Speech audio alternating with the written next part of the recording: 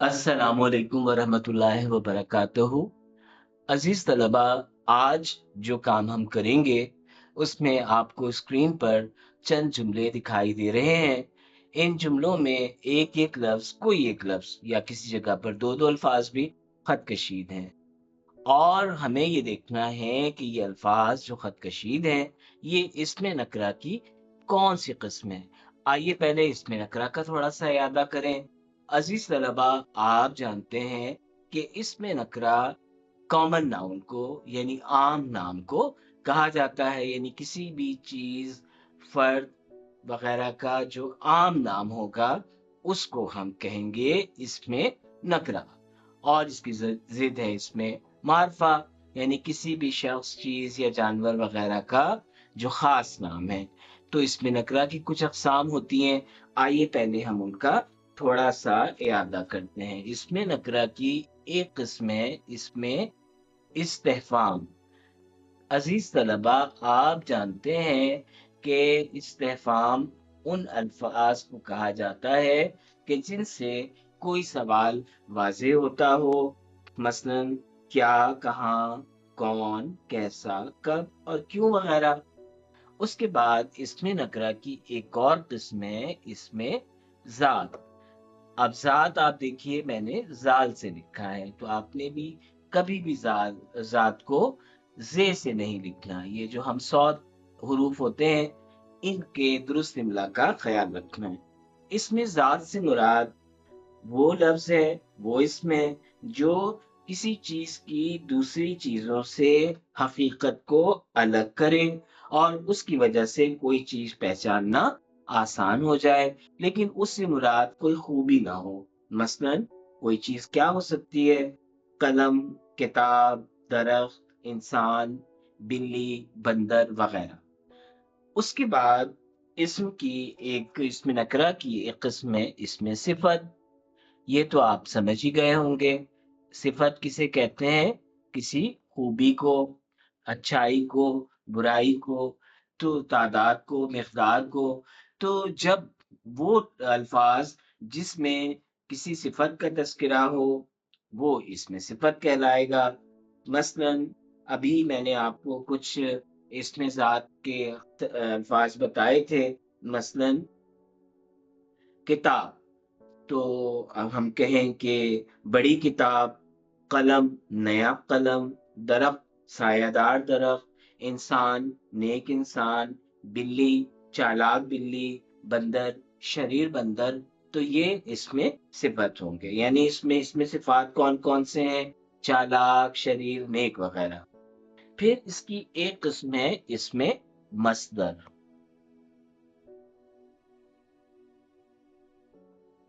इसमें मस्दर क्या है? अब देखें कि इसमें मस्दर से मुराद वो अल्फाज होते हैं जो किसी मस्दर से यानी किसी फेल से बने हों। मसलन जैसे पढ़ना से पढ़ो, लिखना से लिखो, सोचना से सोचो, देखना से देखो। इस तरह के अल्फाज कहलाएंगे इसमें मस्दर। और फिर आखिरी किस्म है इसकी इसमें मश्तक।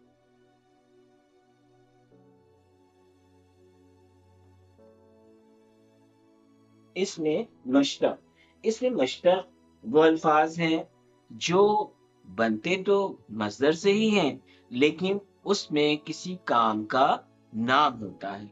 जैसे आप नाउन कहते हैं, मिसाल के तौर पर पढ़ना से पढ़ाई, लिखना से लिखाई, ठीक है, काढ़ना से कढ़ाई, सुनना से सुनाई वगैरह वगैरह जो है वो इसमें मुश्तक कहलाते हैं। तो प्यारे बच्चों, आइए अब हम जुमले देखते हैं और देखते हैं कि इसमें इसमें नकरा की कौन सी किस्म अल्फाज खतकशीद करके दिए जा रहे हैं, उनमें कौन सी किस्म है। पहला जुमला है, आप कहाँ जा रहे हैं? अब आप देखें कि इसमें जो लफ्ज खतकशीद है वो है कहाँ। तब आप देखें इसमें क्या इसमें इस्तेफाम है, इसमें ज़ात है, इसमें सिफत है, इसमें मज़दर है या इसमें मुश्तक है? जी बिल्कुल, आप दुरुस्त सोच रहे हैं। इस्तेफाम यानी पूछने वाले अल्फाज, सवाल हो जिनके अंदर। तो आप कहाँ जा रहे हैं? तो लफ्ज़ कहाँ क्या है? اس میں استفہام، تو ہم اس کو پہچان چکے ہیں۔ اب اس قوس میں ہم اس کا نام لکھ دیتے ہیں کہ یہ کون سا اسم ہے، اس میں استفہام۔ اس کے بعد دوسرا جملہ ہے اونٹ صحرا کا جانور ہے۔ اب اونٹ دیکھیے کیا ہے، اس میں استفہام ہے، اس میں ذات ہے، اس میں صفت ہے، اس میں مصدر ہے یا اس میں مشتق؟ جی بالکل، یہ واضح کر رہا ہے اس جانور کو کسی اور چیز سے الگ کر رہا ہے، اس کی ذات واضح کر رہا ہے، تو یہ اس میں ذات ہے۔ اس کے بعد جیم جملہ جو ہے اس میں دو لفظ خط کشید ہیں، دو اسم۔ اب ہم نے دیکھنا ہے کہ یہ اسم نکرہ کی کون سی قسم کے الفاظ ہیں۔ چالاک بلی معصوم چوزے پر جھپٹی، یعنی اس نے حملہ کیا۔ تب چالاک اور معصوم یہ ہم نے دیکھنا ہے کہ یہ کیا ہے، کون سے اسم ہے، اسم نکرہ کی کون سی قسم ہے؟ جی بالکل، یہ صفت ہے، یعنی بلی کیسی ہے؟ چالاک۔ چوزا کیسا ہے؟ معصوم۔ تو یہ کیا ہے؟ اس میں صفت، تو آپ نے یہاں لکھ دیا اس میں صفت۔ پیارے بچوں، چوتھا جملہ ہے وہ کڑھائی سلائی میں ماہر ہے۔ اب اس میں جو الفاظ یا جو اسم خط کشید ہیں وہ ہیں کڑھائی اور سلائی۔ عزیز طلبہ، آپ کو خیال یہ رکھنا ہے کہ یہ اس میں مصدر یا اس میں مشتق میں سے کوئی قسم ہے۔ اب آپ نے اس میں سے ڈھونڈنا ہے کہ یہ اس میں مصدر ہے یا اس میں مشتق ہے۔ اگر آپ کو یاد ہو تو میں نے بتایا تھا کہ اس میں مصدر وہ الفاظ ہیں جو کسی اسم سے بنے ہوں، مثال کے طور پر لکھنا سے لکھو، جاننا سے جانو، کھیلنا سے کھیلو وغیرہ، ٹھیک ہے، جس میں کوئی حکم بھی موجود ہو، کوئی ہدایت موجود ہو۔ لیکن اس میں مشتق وہ اسما ہے، وہ اسم ہے جو کسی کام سے حاصل ہونے والا جو نام ہے وہ بنتا ہو، اسم بنتا ہو۔ جیسے مثال کے طور پر سننا سے سنائی، لکھنا سے لکھائی، ٹھیک ہے۔ اب آپ دیکھیں کیا ہے، وہ کڑھائی سلائی میں ماہر ہے۔ اب آپ غور کیجئے کہ کیا یہ اس میں مصدر ہے یا اس میں مشتق ہے؟ جی، بس یہی تھوڑا سا مشکل تھا، یہ اس میں مشتق ہے۔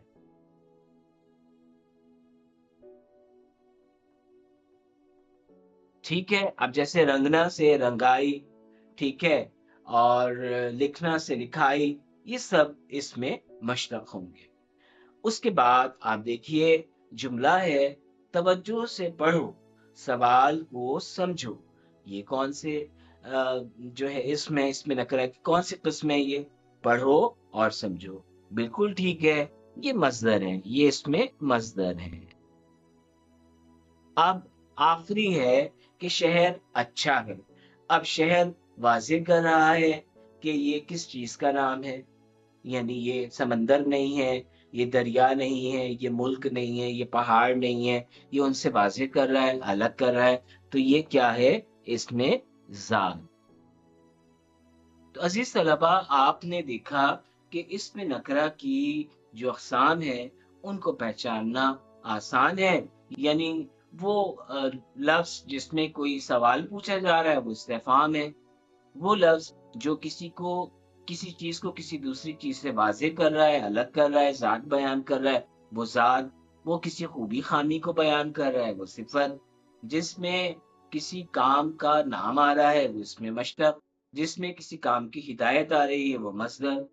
تو میرا خیال ہے کہ آپ سمجھ گئے ہوں گے۔ اب آپ اپنی کتاب کاروان اردو کا صفحہ نمبر 96 کھولیے اور اس میں دیکھیں سوال نمبر 11 میں اسی قسم کے کچھ جملے دیے ہوئے ہیں۔